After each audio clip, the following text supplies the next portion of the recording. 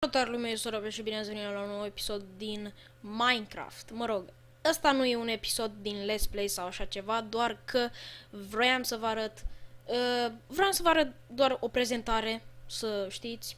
Și da, nu știu, păi am făcut o casă, vreau, hai de ce nu, să fac o casă așa, design pentru casa mea din survival, poate.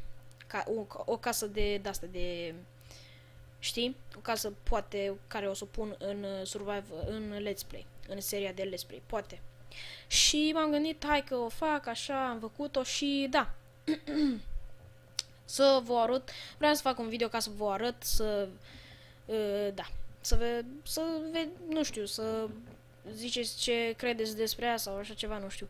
Mă rog, asta îi spun asta în mijloc, perfect. Și hai să vedem casa. 3, 2, 1, stai puțin. 3, 2, 1 și asta e casa.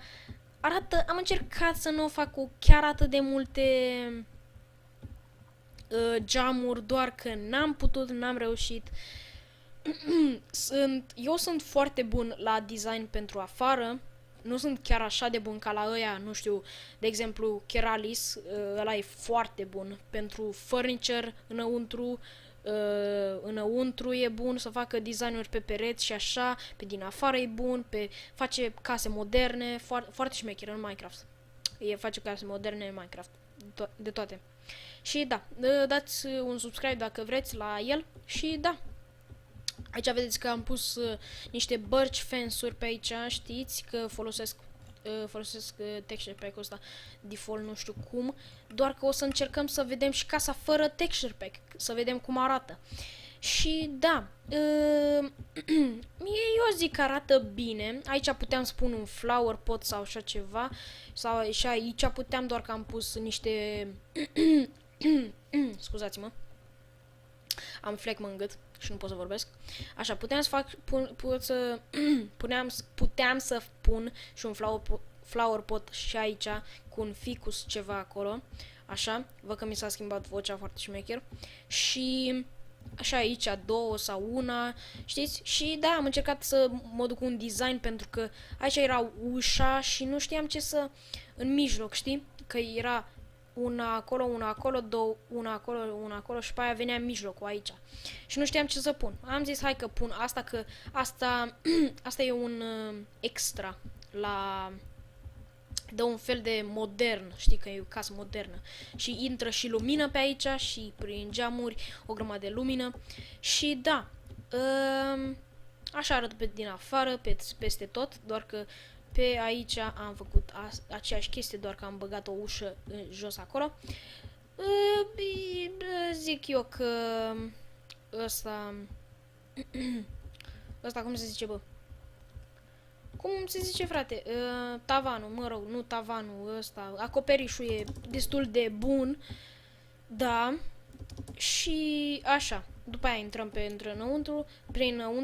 înăuntru, în casă, normal. Avem o ușă de asta de spruce wood, așa, intrăm. Ăsta e jungle wood, doar că arată ca oak wood, doar că e jungle wood. Stați puțin să fac slash set nu time set 0. Perfect. Așa, ăsta e jungle wood, doar că în texture pack-ul ăsta arată ca oak wood și am zis, hai, de ce să nu-l folosesc, știți? L-am pus peste tot. După aia am văzut că nu era destulă lumină în mijloc. Nu știu de ce astăzi nu pot să vorbesc, așa și la școală am putut să vorbesc. Da, mă rog, așa. Am pus niște glowstone, uite, aici, în colțuri, am pus glowstone și da, am pus una, stai, unde? Asta e singura chestie că, așa, aici în colțuri, în colțul ăsta, în colțul ăsta, în colțul ăsta, în colțul ăsta și în colțul ăsta, parcă, nu în colțul ăsta, în mijloc, am pus glowstone și am pus un carpet și am făcut un fel de design, nu chiar așa de design, nu chiar șmecher, doar că am zis, eu vreau mai întâi să fac un carpet, un covor foarte mare, care a acoperat tot tot Junglewood-ul, doar că, na, hai să vedeți și Junglewood-ul și da. Arată foarte bine, zic eu, pe dinăuntru, nu chiar așa de șmecher, doar că, na, n-am putut să fac chiar așa de șmecher pe din afară, cum e pe din afară, doar că, na. Și mai vreau să fac un basement, doar că, na, am zis că hai că e casă de așa modernă, nu știu cum să, deci, nu o să vă pun download link-ul pentru că, da, îs prost și nu știu cum să fac ca să pun, așa, cred că trebuie să faci backups și după aia să ți-o pui pe Planet Minecraft sau așa ceva, sau pe alt site, sau nu știu, mă rog, sau pe Mediafire sau așa ceva. Da. Și acum, hai să ne dăm texture pack-ul jos. Done. O să ia vreo 5 ore, pentru că așa ia Minecraft-ul, să-și încarce textura. Așa, perfect, totul normal, oi, perfect, și 3, 2, 1 și... Aoleo, cât de urât arată. Oh my god. Adică eu aș...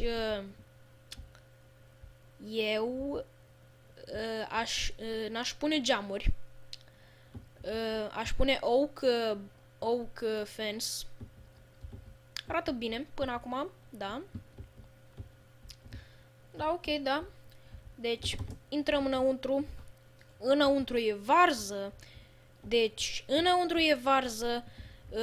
Da, aș schimba la birchwood sau la oakwood eu. Sau la dark oakwood sau la sprucewood. Mă rog, în afară de junglewood. Da, junglewood e cel mai tâmpit. Așa. Carpetul... Nu. Nici ăla să nu-l puneți. Torciurile nu foarte urâte. Da, totul foarte urât. N-am ce să zic. Și, opa, stai. Nu știu de ce am apăsat, dar mă rog. Stai, poți să te... mă rog, da. Urât. Foarte, foarte, foarte urât. Ce-i tâmpenia asta? Zi-mi și mie. Dar, na. Sper că v-a plăcut videoul ăsta. Nu uitați să dați like, share, subscribe și ne vedem data viitoare. Stai puțin să iau și un screenshot cam așa. Ok. F2. Am luat un screenshot? Da. Am luat un screenshot perfect. Și ne vedem data viitoare. Pa, pa!